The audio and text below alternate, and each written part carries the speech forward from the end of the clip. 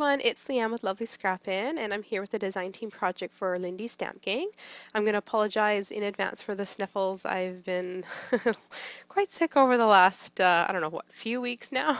It's one thing after another with me, so I'm just going to apologize in advance for the sniffling, looking down, and having a cold that really doesn't help. So anyways, you guys, so I really wanted to make a fun big jumbo tag, very grunge, vintage sort of a feel to it. So and I wanted to use lots of Lindy's on it, of course, and do a very fun mixed media type of look. Lots of different types of media on there and different elements. So that was sort of the overall look I was going for. This jumbo tag is 8.5 inches by 4 inches. You guys have probably seen me do lots of jumbo tags. I've been a jumbo tag fan for quite a while, ever since I found some at my LSS a long time ago. So anyways, I did a start to finish video on this, you guys, so I'm not going to go in a lot of detail right now because I've tagged on the start to finish process, and I'm going to go into a lot of detail in that start to finish process. So keep watching if you want to see me put this together. And also I will post a link down below to my blog, and I will have the Lindy Stamp Gang products that I used for this tag listed on my blog, so you can just click on them and it'll take you directly to the store so you can purchase them. If you have any questions, feel free to ask and I'll do my best to help you out. Let me come in a little bit closer here. So basically what I wanted to do for the background was do my own tissue paper sort of a look. So you'll see me in the start to finish stamping on some white tissue paper in a bunch of different areas, lots of fun different vintage looking stamps. And you know, first I did a sort of a distressed look with the base of the tag to get a blue background, and then I adhered my tissue tape in a very crinkled look with Mod Podge. And so turning it over, you can kind of see the fun texture and crinkled look that it gives, and you can see the stamping and a bit of the blue from the tag that I colored underneath, because I knew that this tissue paper is very thin and it's white, so some of the color would be seen behind it. And then I did a bit of spraying on top as well with some Lindy's, and then I'd used some acrylic paints and just got this really fun textured vintage grunge kind of a look on the back. And this I might need to gesso a little bit to lighten up, or I might use this Jack Frost spray, frozen Jack Frost spray, to lighten this area up a bit, just so I can write with my black marker on there and it'll come up a little bit easier because it is a bit dark right now. But anyways, that's kind of just the way I've left it right now. And turning it back over, I'll come in. So at the top, I'll just quickly tell you I just used some thick twine, and I did some spraying of it with some Lindy's and gessoing it to grunge it up a bit. Used a big huge honkin' brad here, and I used stencils from the Crafter's Workshop, the little tile one, and used some texture paste in the background. Did lots of fun texture in the background, and I even used some mica powders from Lindy's, as well as crackle accents, to get this really cool effect here. And it's kind of a bubbled look, and you'll see it in the start to finish how I achieved that. It's hard to make it out on camera, but when you look up really close, it's quite shiny and it's really fun. Love the way that turned out. I was kind of experimenting with my micas. So I have some iron roses here and here, some handmade flowers here. This is made out of canvas and the tattered floral die from Tim Holtz. And this is just a rolled book page rose that I made, and I have done a tutorial on that previously, and I can post a link to that down below if you're interested. I've got lots of fun little elements in here. This is actually from a trash can I bought from the dollar store specifically for this black wire mesh look, and Michael's key here. Lots of Tim Holtz metal embellishments here and here.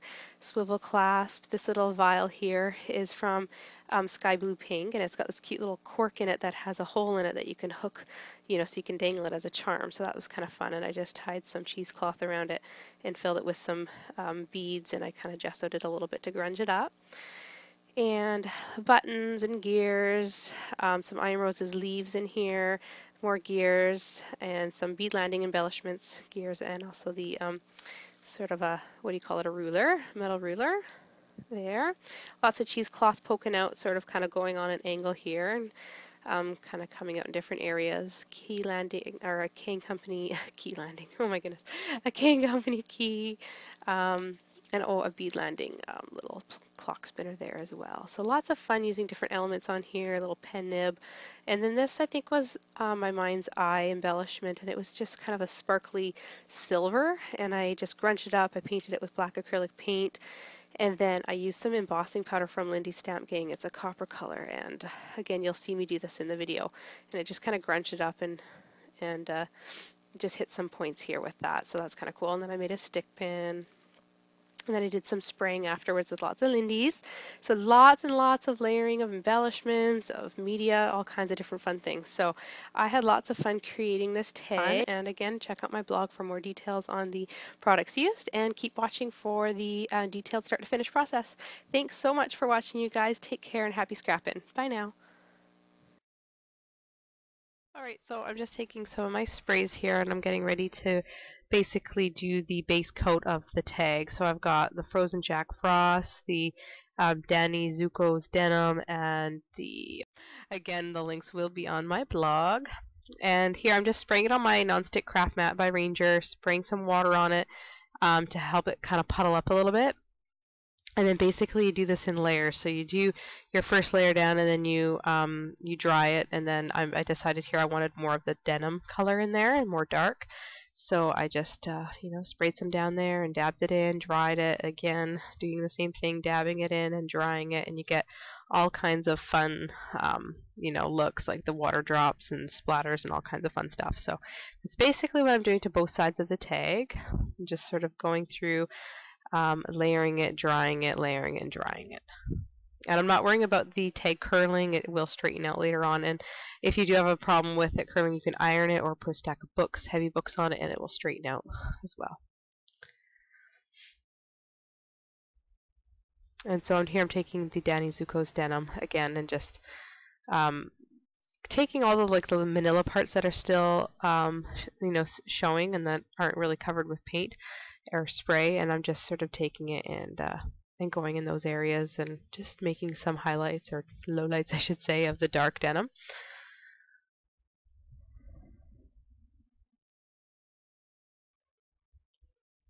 I'm also letting it sort of drip, letting gravity sort of do its thing and drip. And I just keep doing it until I'm happy with the look. So this is kind of a neat background, especially if you're doing multiple colors and all kinds of things. So really fun to play with. So here I'm just taking tissue paper, just the white tissue paper, that you can, stuff in the bags, gift bags and stuff like that. I just got a bunch from my dollar store because I always have, tissue for wrapping gifts and stuff. I'm just taping the corners onto my table here, and it just helps me with the stamping so it doesn't slide or shift. And all I'm doing is I selected a bunch of stamps from my stash, taking the archival ink and just stamping it in random places. This stamp here I remember I got from Big Lots. It's an Inka-Dinka-Doo. It doesn't actually have a name on it, like as to like the model name or whatever you want to call it. But I got it for $2 at Big Lots, so that was a good score. And then the script one is also an Inka-Dinka-Doo, and then these small ones are all the Michaels, $1.50 stamps. Super fun to use and fun to make collages with. It kind of reminds me of the newspaper print.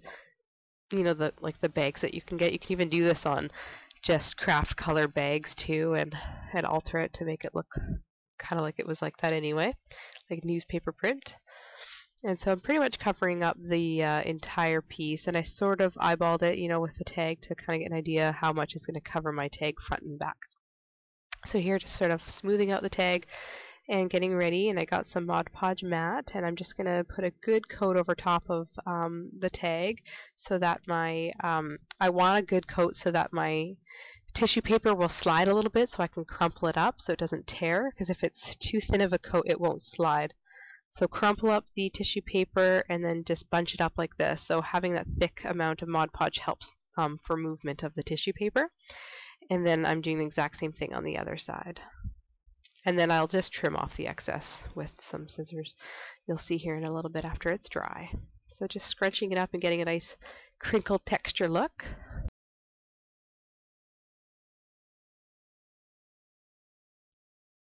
And now I'm just going to cut off the excess.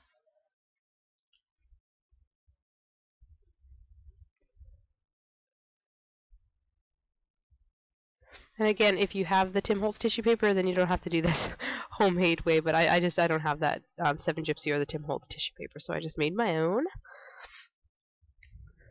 Another do-it-yourself type of tip. Here I'm just distressing the edges that I cut with my fingernail. To kind of roughen it up a little bit. And I'm just getting the hole back where the tag was, or the hole in the tag was, and then I'm just kind of drying it with my heat tool a little bit.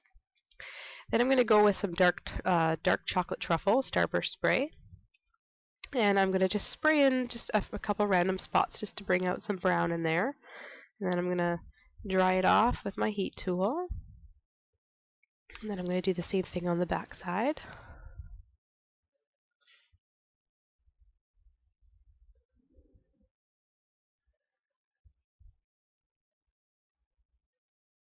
And I'm taking the Crafter's Workshop little mini tiles stencil. It's a 6x6 one, and some Liquid-X modeling paste. It's the medium gel. And I'm just going to go in some random areas and get some texture going with the little mini tiles.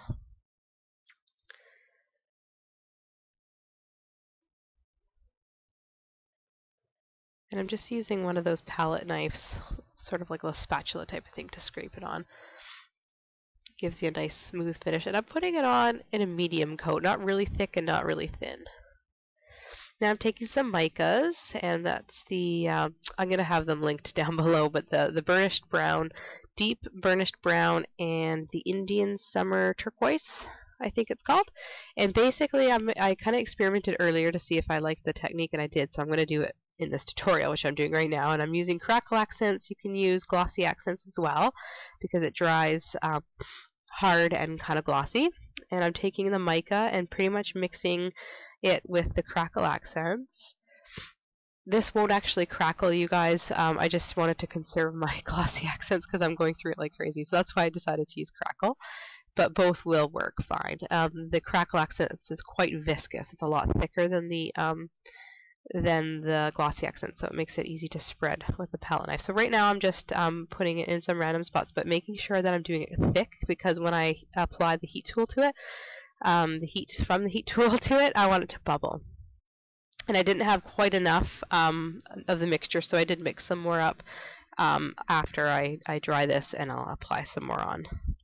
So basically you're going to heat it up until it starts to bubble, and you can see it bubbling there. And if you leave the bubbles and don't flatten them with your finger, then they'll harden that way, and it gives a really cool shiny bubble sort of a texture.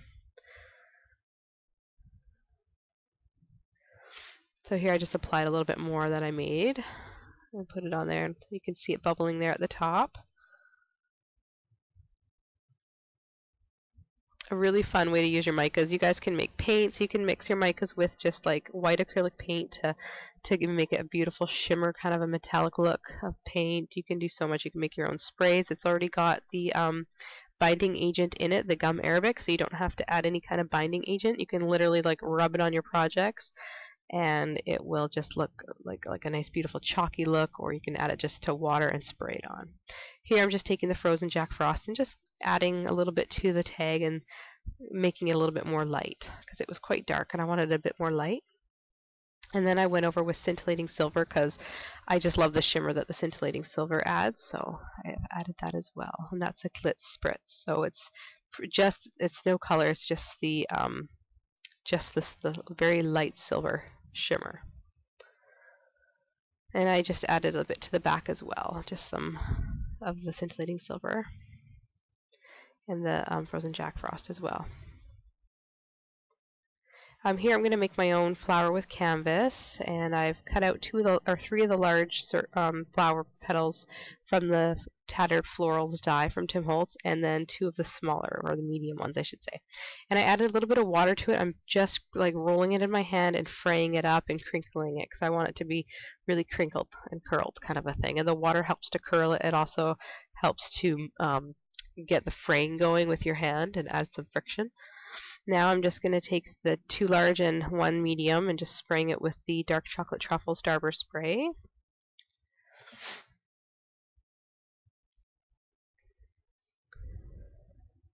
And then I'm going to take the 2 shades of the blue I used previously, and I'm just adding it to these the remaining two petals, and then I'm going to be mixing the color a little bit, adding a bit of blue to the brown like I'm doing now, and then adding a bit of brown to the blue, which I'm doing now, and then just drying it up, heat setting it, and sort of speeding up the process a bit.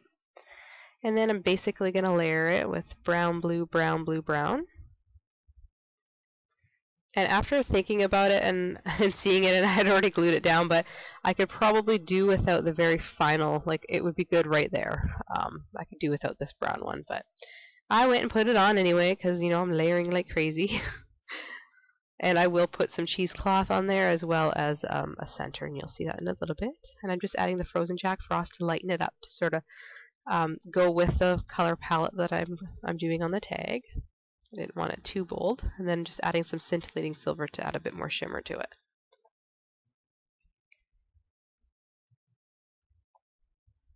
And so here I'm playing with the leaves there, and the flower is actually going to get moved as well, but here I'm just adding the cheesecloth to the center, and then I'm going to actually add a bigger button. Actually, it's a vintage button from Joanne, the store.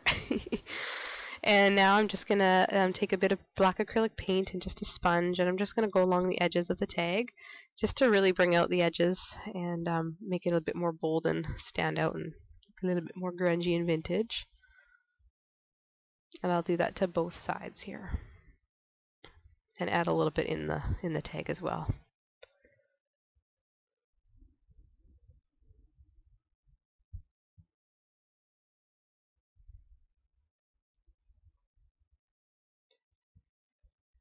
And here I'm just adding it in the tag. So now I'm just adding a bunch of little beads to this cute little vial I got from Sky Blue Pink, and right now I'm taking the pitch black alcohol ink, and I'm just going to color the little cap. The little plunger piece is just like a white, kind of clear, somewhat white plunger thing with a hole in it, and I wanted it to be black just to kind of go with the project a bit more. So I've just put some alcohol ink on it, and I'm letting it dry right now. And I lost a bunch of footage, you guys, of me placing this stuff on the tag. I know I didn't lose the footage. I should correct myself. I pressed the button and actually pressed off instead of on, so I wasn't recording. Moment. Anyway, so I've taken that black wire mesh, is actually from a trash can that I bought from the dollar store purposely for the use for crafts. I took it apart, and I've got all kinds of fun embellishments, some buttons from my stash. This is a Michael's key, that's sort of a copper color, and that's a Tim Holtz numeral plaque or number plaque, I can't remember. I'm adding glossy accents just to the little brad pieces so they don't spin around when I put it down. So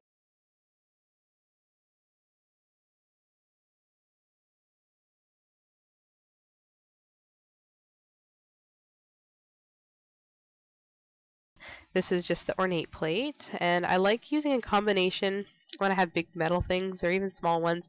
I like to make sure I put glossy accent on because I know it's not going to go anywhere, but I put hot glue on it as well because it will just hold it in place until the glossy accent dries, because it can take some time for the glossy accents to really dry.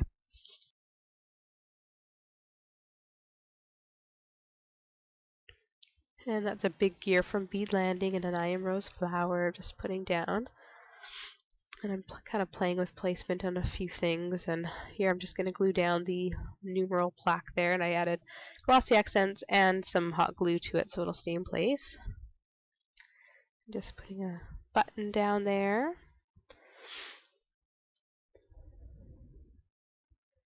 Figuring out where I want that key. You guys, I even edited out a lot of playing around too. Moving and taking it away. You don't want to see that because literally it could take me hours to do projects. This tag, probably I did it yesterday and today, probably a good 2.5 hours each, so 5 hours probably solid time of doing this tag.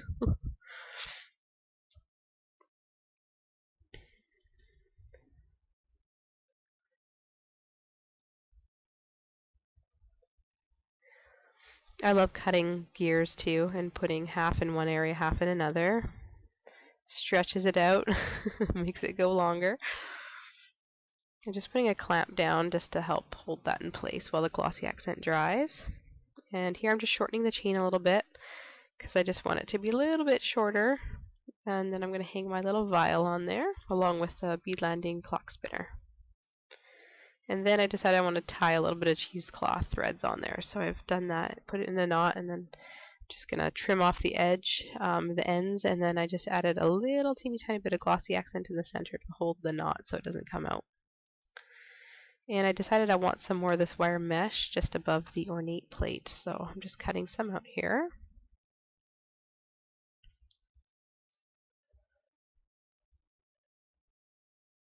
I just added a bit of hot glue to that to hold it in place, and then the excess glossy accent from that gear will also hold it in place. So there's lots of layering of glue as well. I'm just putting a couple more gears there. And then again, clamping it down. These little clamps I found at my dollar store, they got a whole whack load of them for like $2. So I got a couple packs, and they're so handy to have to clamp down your things. And here I just made a stick pin. I'm seeing if I like it there. And now I'm going to use glossy accents to just adhere the beads on there. And I'm just going to put it upside down in a little cap and let it dry. Here's the Making Memories metal embellishment, and I'm just adding some black acrylic paint to it. I'm going to let that dry.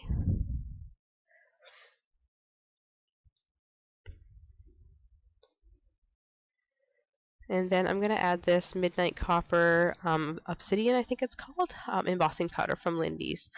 And just a little bit of embossing ink from Tim Holtz. And it's just a little tiny bit because I just want to hit some of the edges to make it kind of look distressed. So I'm just brushing off a little bit because I don't want too much. I just want enough to sort of accent it a little bit.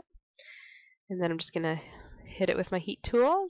You can kind of see the shiny areas. It's a little difficult to see on camera, but I also wanted to add a little bit more depth to it. So I just wanted to highlight a few areas with some white acrylic paint.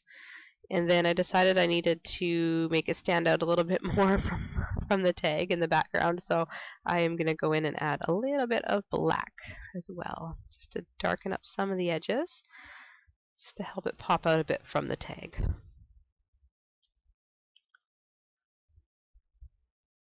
And that's the way I end up keeping it. So now that I have everything where I want it to go, I'm just going to do my final spraying. So I've got the dark chocolate truffle, and I'm spraying it in some areas, and I'm wiping off the hard surfaces like the metals and the pearls and stuff that I don't really want it to puddle on. You could leave it and have the splatter marks. That looks pretty cool too. And I did leave it in some areas, but for the most part I just wanted to wipe it off the gears of the pearls. And then I'm going to go in with my blues. These are all the same colors that I used from the get-go, so I kind of kept them all together, and I'm sticking with the same color theme. So I'm just heating it up a little bit and drying it because I'm going to be hitting it with some gesso here in a little bit. And I forgot to put my stick pin in and adhere my hope sign down, so I'm going to put hope down, and then I'll be putting some gesso on in a little bit for the final touch. Here I'm just pulling up some of the cheesecloth to kind of get it to stand out a little bit. And here's some acrylic gesso, and this I just got from Walmart. It's it was my very first big thing of gesso, and I really like it actually. It's nice and thick, and I love the texture it gives. And I'm just hitting all the different areas I want to kind of highlight with the gesso, the metal pieces, and I love using the sponge brush because it gives it like this spongy bubbled look. Looks pretty cool. You can use your finger and rub it on too. You can do whatever you like. And then I decided I wanted to add this cute little bottle cap, mini bottle cap embellishment, so I put a lot of gesso on it, and I'm just going to stick it in this one little corner that I felt needed something.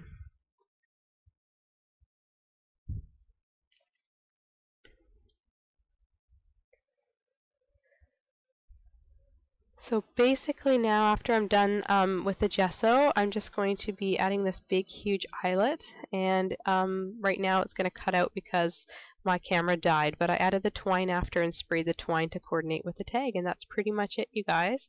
So here's the final look again, and thank you so much for watching. I appreciate all your support. Be sure to check out my blog. Take care. Bye now.